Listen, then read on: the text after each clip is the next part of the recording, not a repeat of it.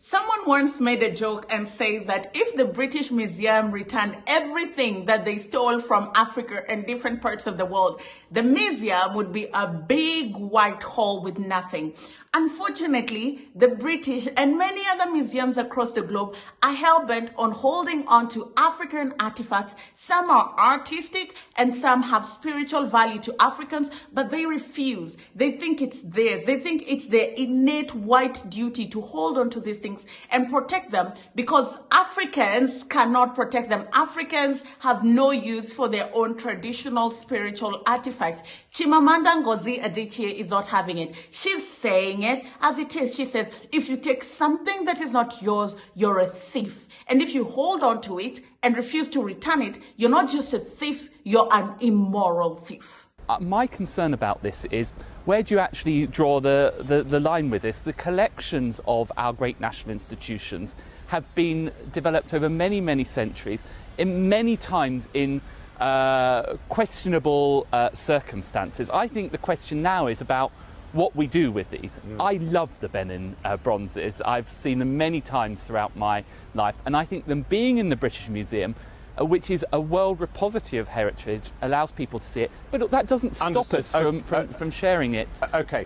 When we talk about this art that was stolen, we're told that they cannot be returned to Africa, for example, because Africans will not take good care of them. It is not merely condescending to say, I cannot return what I stole from you because you will not take good care of it. It is also lacking in basic logic. Since when has the basis of ownership been taking good care of what is owned?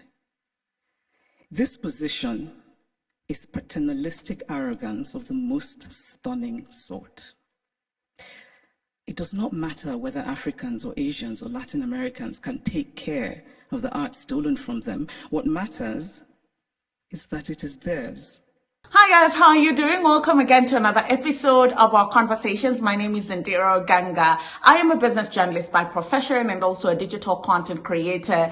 And I always enjoy coming on here and having a conversation about Black people, Africans, empowerment, and how we can rise up to the task and take our place at the global stage. Today, I want to feature an iconic African writer, a feminist, and a thought leader of our generation, Chimamanda Ngozi Adichie. Now, this is something that had been in my mind even before I began researching Chimamanda Ngozi Adichie with regards to stolen art from the continent that is always displayed in Western museums, and there's a white person telling you the history of African artifacts as if they would know anything about that, you know. And in researching it, I was looking at different scholars and different speakers and writers until I bumped into this speech by Chimamanda Ngozi Adichie.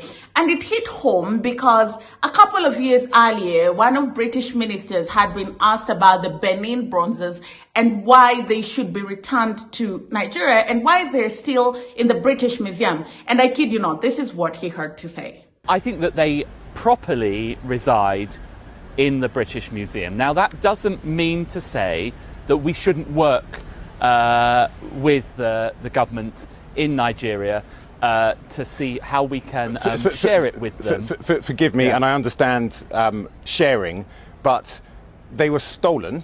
Do you not think that they should be owned by the people that they were stolen from in the first place? Well, I think that the problem with this, and of course, if we go back to things that happened in the 19th century and judge them by our values of today, it's completely unacceptable. But my concern about this is, where do you actually draw the line with this? The collections of our great national institutions have been developed over many, many centuries, many times in questionable circumstances. I think the question now is about what we do with these. I love the Benin bronzes. I've seen them many times throughout my life, and I think them being in the British Museum, which is a world repository of heritage, allows people to see it, but that doesn't stop us from sharing it. Okay, but ownership is key, right? Yeah. And the Nigerians say that when they get them back, they would almost certainly be happy to loan them back to you.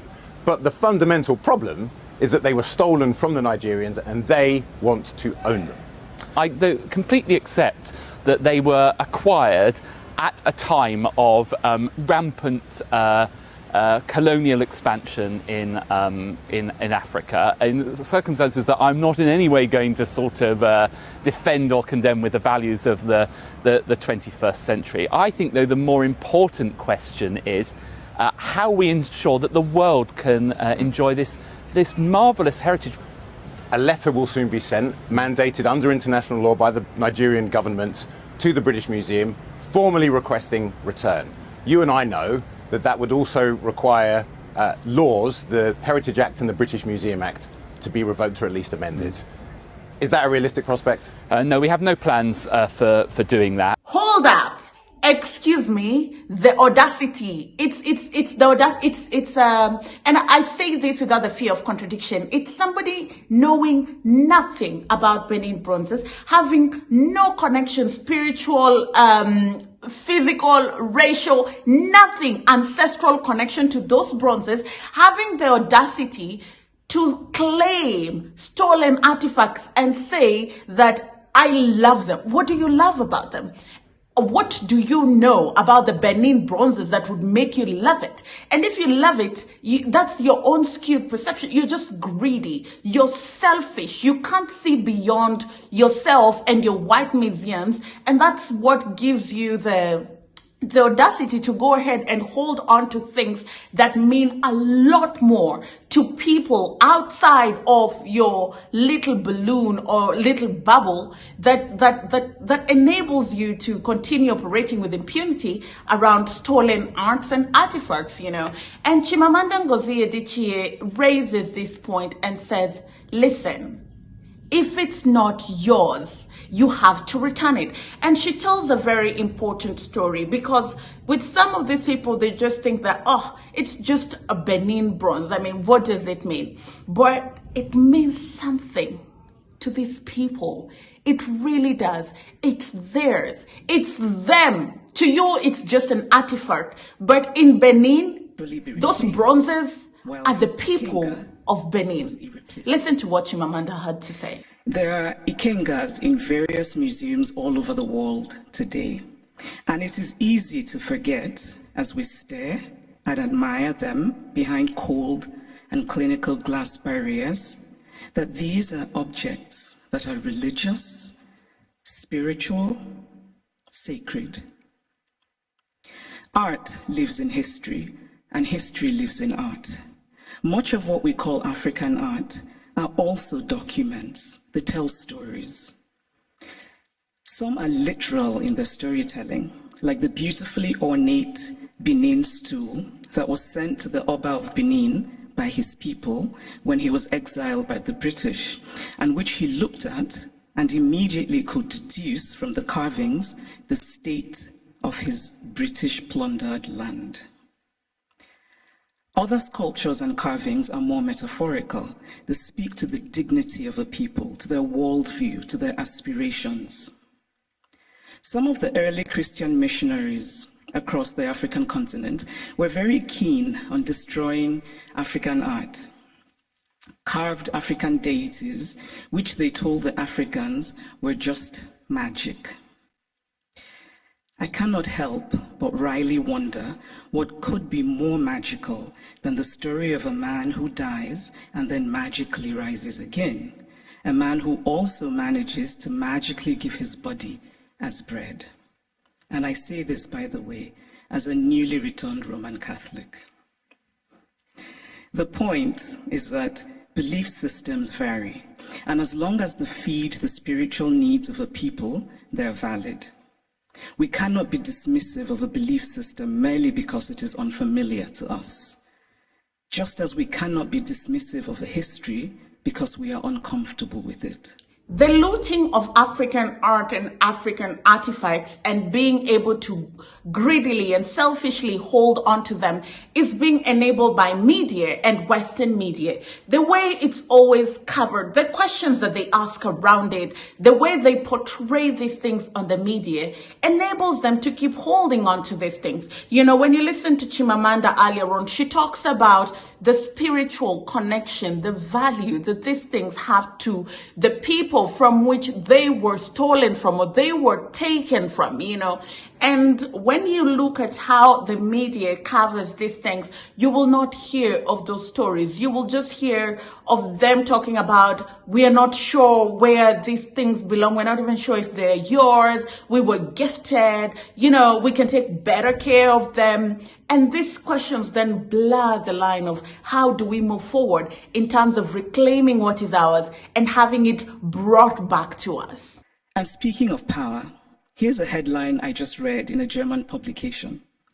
The headline says, "Where do Africa's treasures belong?" Now imagine this headline differently. Imagine if it said, "Where do Germany's treasures belong?" It would be a redundant question because, of course, Germany's treasures belong in Germany. But the question would never even be asked because there would be no circumstance in which it would be because of power. And so it seems to me that what we are fundamentally grappling with in this space, in all of these questions about the Humboldt Forum, is power. Unequal power, how we navigate unequal power relations. And there's always been, to me, something shabby about unequal power relations. The victory feels colorless, almost unearned. One of the things that has always baffled me is how the Western world always put themselves on such a higher pedestal than Africans. It's like somebody telling you, and I know that the world is really messed up right now, but all factors constant, nobody can take care of what is yours better than you. And so for the Western world to assume that they can take better care of our art and artifacts and they can preserve it better than us, it's really perplexing, Why haven't you thought of the fact that if we created it, then we can be able to take care of it. We can be able to nurture it, It's just shifting the goalpost, And these are conversations that we really need to have and put at the center stage and say, listen, it is mine.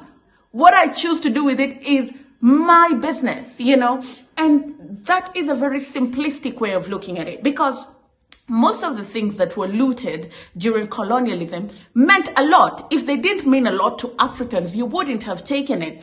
And when something means a lot to you, you take good care of it. Some of the historical facts and artifacts and buildings that are located in Africa, they're still standing until today. It's not just Western engineering and Western technology that works. Africa is not the dark continent that we've assumed for it to be. We really need to start standing up to the West and telling them, listen, it's not up to you to tell me how I will maintain my art. It's not up to you to tell me what I will do with it. It is mine. It is purely my business to do with it what I please, as I please, because it has no connection to you. What do you know about praying to the gods? What do you know about it? So why are you so hell-bent on holding on to it?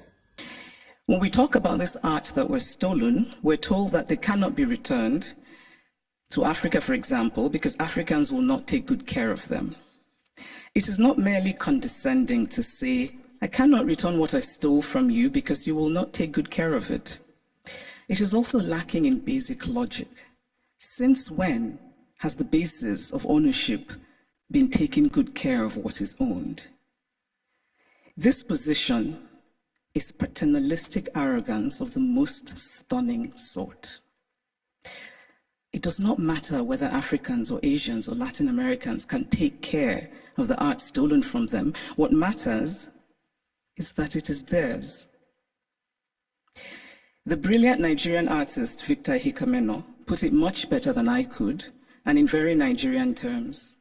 He says, if I come and steal your wrapper, and I say I won't give you back your wrapper because you will not tie it properly around your waist, or you will not wash it well, and so the colors will fade, or this or that, all are irrelevant. The wrapper is mine, and I can do with it what I will. Give me back my wrapper because it is mine. The metaphorical wrapper And for those of you who are befuddled by wrapper, it's a piece of cloth. Should be returned for the reason that Ahika Menor illustrates, which is respecting the property of others, but also because Europe has defined itself as a place of certain values: progress, liberty, fraternity, tolerance, individual rights, and most of all, the rule of law. A nation that believes in the rule of law cannot possibly be debating whether to return stolen goods. It just returns them.